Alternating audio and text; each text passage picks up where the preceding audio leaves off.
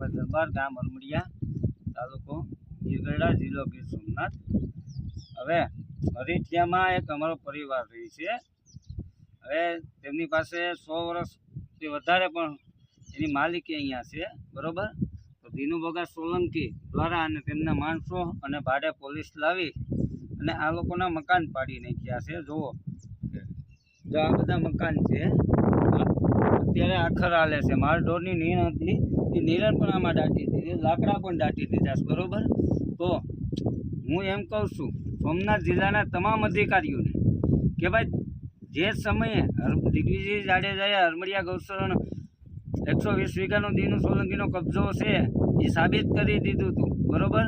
તેની માપણી સીટ હજી સુધી ખાંભા નથી આવ્યા કે નથી ડિમોલેશન થયું। પછી જે તે સમયે હાઈકોર્ટે એવો નિર્ણય આપેલો છે કે પાંજરાપુર છે એ શ્રી સરકાર છે, બરોબર। તો પાંજરાપુર ગેરકાયદેસર જ્યોતિ લાઇટું છે, ગેરકાયદેસર ભરડિયા હાલતા, બધું વસ્તુ હાલે છે। તો આ સોમનાથ જિલ્લાના અધિકારીઓને મારે એટલું જ કહેવાનું કે આ એક ગરીબ માણસ છે અને એની પાસે 100 વર્ષ કરતાં વધારે એની પાસે માલિકી છે, બરોબર। 100 વર્ષ કરતાં વધારે થયા ત્યારનો એની પાસે કબજો છે, બરોબર, લીગલી। તો એની અંદર આવીને દિનુભગાના માણસોને પોલીસ ભાડે લાવી અને આ લોકોને આટલું પરેશાન કરે છે, બરોબર। આ લોકો પાસે કોઈ જાતનું વક કે કોઈ વસ્તુ નથી, એટલે દવાખાને જાય તો દવાખાને પણ કોઈ જાતનું દાખલ નથી કરતા, પોલીસ સ્ટેશને જાય તો પોલીસ કેસ નથી લેતા, બરોબર। તો આ ડેપ્યુટી સીએમને બંનેને હું કહું છું કે આ જે સોમનાથ જિલ્લો છે એ તમે ભાડે આપેલો છે દિનુભગા સોલંકીને કે શું?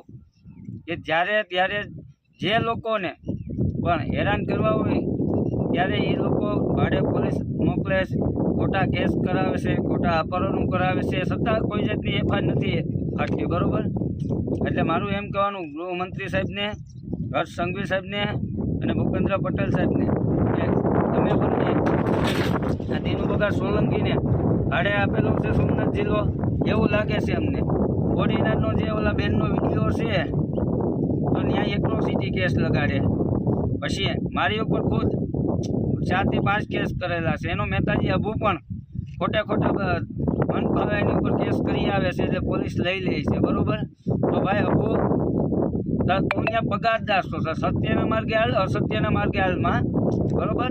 બાકી અમારી પાસે રૂપિયા નથી, કોઈ જાતનું ઓલું નથી, પણ અમારા બાપ દાદાની જીગર તો છે, એટલું યાદ રાખજો, બરોબર। કેમ કે તમે જ્યાં હાથ નાખો અહીંયા જોઈ વિચારીને હાથ નાખો, ગરીબ માણસને તમે લઈ અને બધું ભેગું કરવામાં મારું એમ કહેવાનું સરકારશ્રીમાં તાકાત હોય, બરોબર।